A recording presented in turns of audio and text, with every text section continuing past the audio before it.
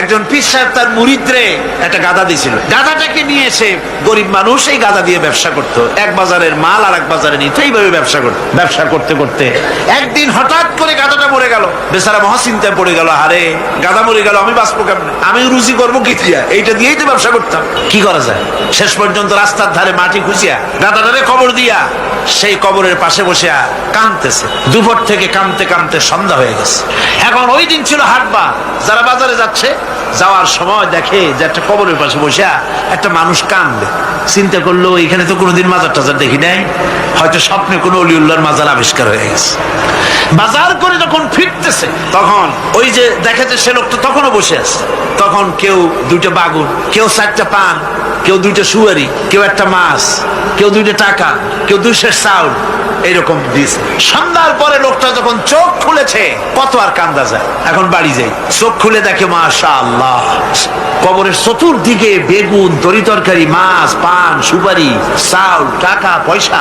কয়েছে সুবহানাল্লাহ, হাতি বাঁচলেও লাখ টাকা, মরলেও লাখ টাকা শুনছিলাম, সে কথা যে গাধার ব্যাপারে খাটে তা তো জানতাম না। লোকটা তখন বুদ্ধি করে পরের দিন একটা শালু কাপড় কিনে একটা লাল শালু কাপড় কবরের উপরে বিছাই দিল। এরপরে কয়েকখান ইট টিট জোগাড় করে ওর পাশে ধ্যানে বসলো। আসতে লাগলো টাকা, পড়তে লাগলো টাকা, বাস টাকা পয়সা আসতে থাকলো। এরপরে মহাপবিত্র ওরস শরীফের ডাক দিয়ে লোকেরা চিন্তা করলো, জিজ্ঞেস করলো, হুজুর এটা কি, কোন হুজুরের মাজার, তা তো জানলাম না। যে পাথরে খোদাই করতে দিছি না, রাত্রি লেগে যাবে। পরের দিন লোকেরা এসে দেখে মাজারের সামনে বিরাট সাইনবোর্ড লেগে গেছে, হযরত গেদা শাহ রহমাতুল্লাহ আলাইহির মাজার। এই মুরিদের পীর যিনি, তার কাছে খবর গেল, হুজুর আপনার বাড়িতে যে কবর, এই মাজারে আর কি টাকা হয় আর আপনার ওরসে আর কি লোক হয়, যাইয়ে দেখেন আপনার মুরিদের কেরামতি, মাজারে টাকার অভাব নাই, আর সে কি আলিশান মাজার, কত টাকা, কি বিরাট ওরস। পীর সাহেব চিন্তা করলো, আমার মুরিদি আবার কবর পাইল কই।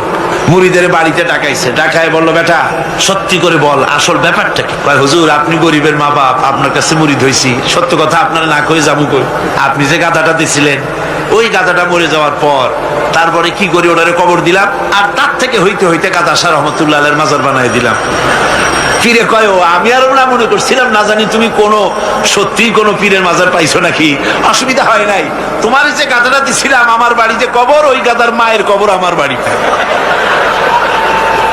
ভাইরা আমার, এভাবে করে মাজারকে কেন্দ্র করে সারা বাংলাদেশে কোটি কোটি টাকার ধর্মের নামে ব্যবসা হচ্ছে, লুট হচ্ছে, তারাজ হচ্ছে।